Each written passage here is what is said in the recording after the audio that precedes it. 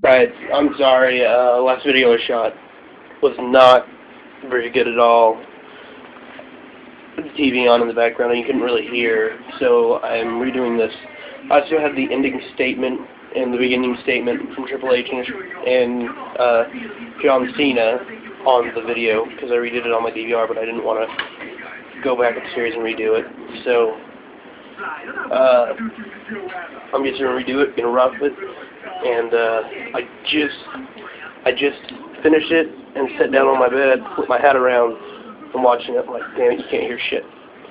So, I'm going to start back over. I've got my red hat, my red shirt, most importantly, the red drink. Keep it red, keep it raw. Alright, so this is the news station. So this is World Heavyweight title, Shawn Michaels Series 1 re-release. That's the re-release. I wish it was the original, but it's not. And we just got a bunch of still pictures from the calendar of 2010. We got the poster wall. Got the O State picture right there representing. Right there, we got all this. We have to talk about everything, man. Hey, remember when Jack goes for these eyes explode? Wasn't that awesome? I'm going to show you the other posters. This is my favorite poster of all right here. Triple H King of Kings. Not just because Triple H was and probably still is my favorite wrestler. I just like the detail. I mean, I just like the poster itself, the way how they have him sitting in the throne with the skulls and stuff. Then we have, damn it, let me get some lights. Then we have our toy, our WWE defining moments poster. Now we are back in here. Get WWE Encyclopedia, got my wrestling DVDs.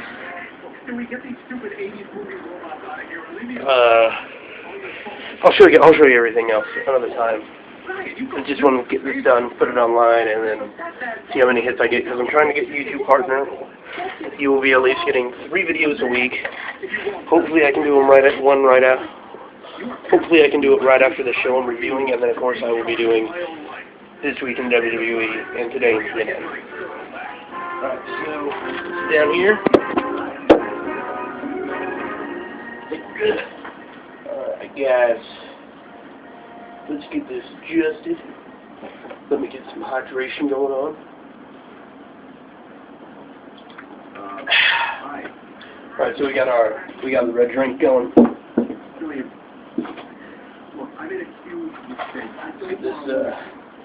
me get my results on here. Alright.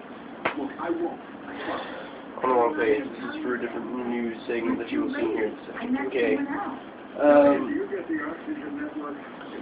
Del Rio is new champion.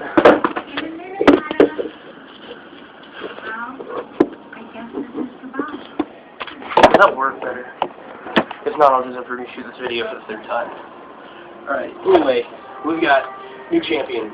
Last night on SummerSlam. Alright, last night on SummerSlam, Triple H guest referee against John Cena and CM Punk. He wants to Shawn Michaels tonight for some reason. I don't know why. Just because he's right over my head. Okay.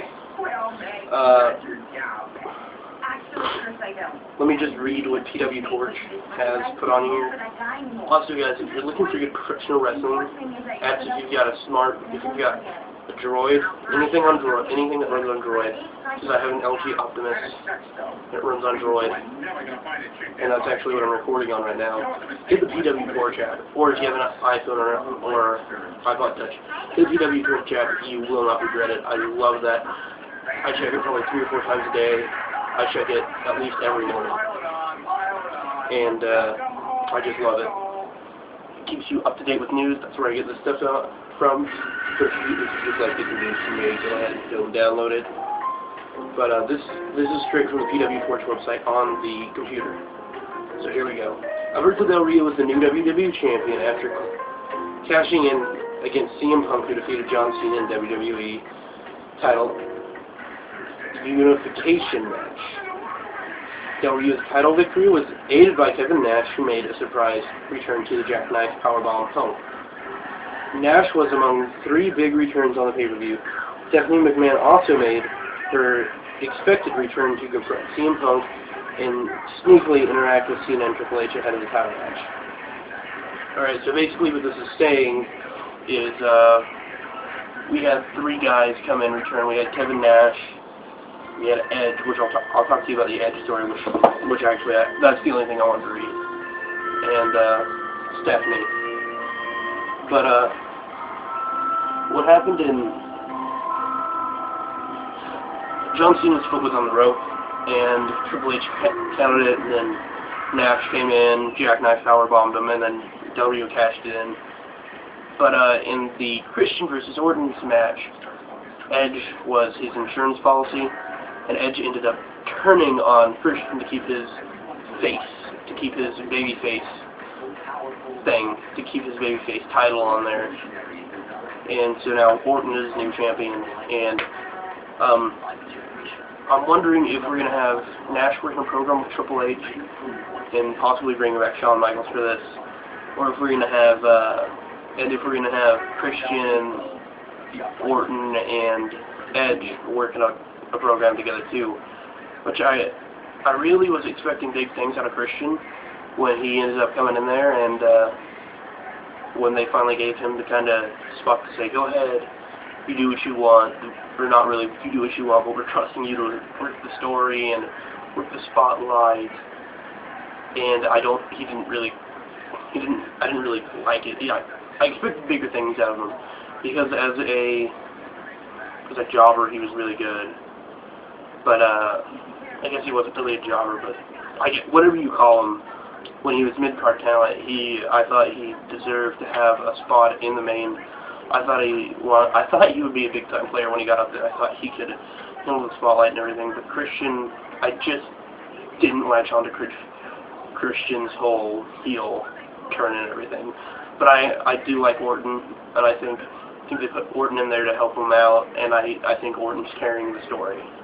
I don't really think Christian's doing that good job, but, that's just my opinion.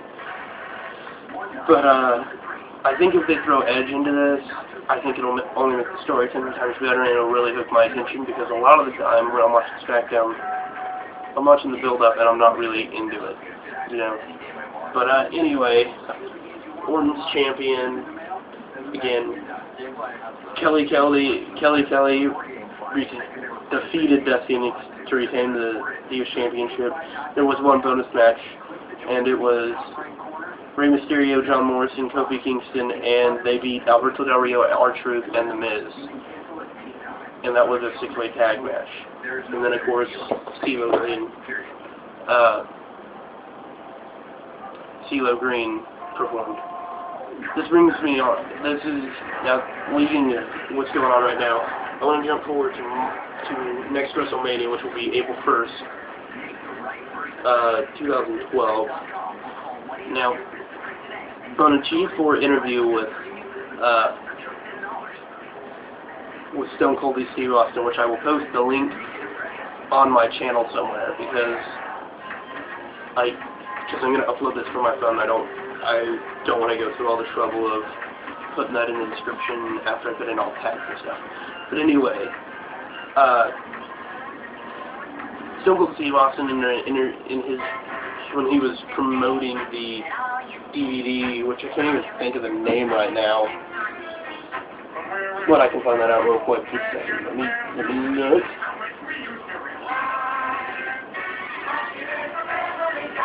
Tactical Force is the name of this DVD, and it releases this week. But he said if he was to have one last match, him versus Punk would be up high on his list. He said if I had one last angle, that'd be the way to go out. But he said, I'm not making any promises that it's going to happen. I'm not saying it's not going to happen. But if you have been following Twitter, which I don't, I just read about it on PW Torch,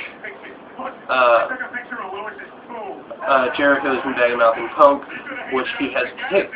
He's gonna wrestle Punk at this coming WrestleMania. So I'm wondering if we're going to see a triple threat match, or if Steve Austin's going to wrap the match or something. But I definitely see him working in the WrestleMania. I don't know if he's going to or not, but I definitely see him at least working somehow involved with WrestleMania. And that's it for Raw review and this week in the WWE. Thank you. Hopefully Thursday I will have another video of Stay in TNA with all TNA news and the TNA show review. Thank you guys, and don't forget to subscribe because I'm trying to become a YouTube partner. If I become a YouTube partner, that means I get more DVDs. I get way more toys and stuff. And also, if I become, I'm probably going to do this anyway, but if I do become a YouTube partner, definitely I will buy one replica, and it'll go here, but I really like to get to one here and one over there. So that's it for JC Punk 96. Peace and pot, guys. We're out.